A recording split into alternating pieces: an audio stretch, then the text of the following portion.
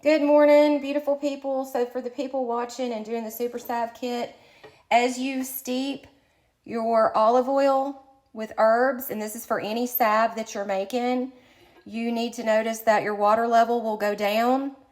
Also, side note, but very important, I keep this cracked to let steam out because you don't want condensation to build up in your jar. That's why you don't screw the lid down tight. You'll notice the water level is going to go down. I've got 2 other jars filled with water to weight that down.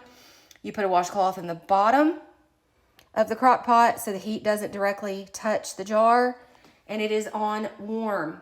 If you notice that it's getting pretty hot or you only have a low dial on your crock pot, you need to turn it off about every 4 hours. That way it doesn't overheat. You overheat the herbs, they're not as potent. You actually cook the properties to death, okay? So this is a steep method. So we're going to have, the water level has gone down. It's supposed to be up about halfway around the jar, and it's close to the bottom of the crock pot. We're simply going to add some water.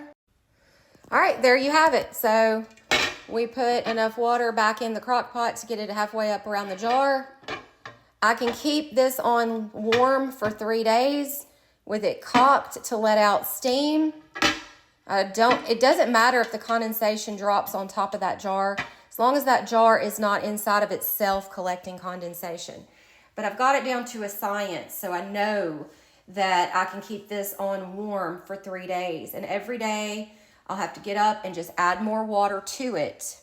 But if you're using a crock pot that measures, the lowest setting is low, and it happens to keep it too hot, you're going to have to turn it off about every 4 hours, leave it off for 4 hours, turn it on for 4 hours. It is a craft to work with herbs.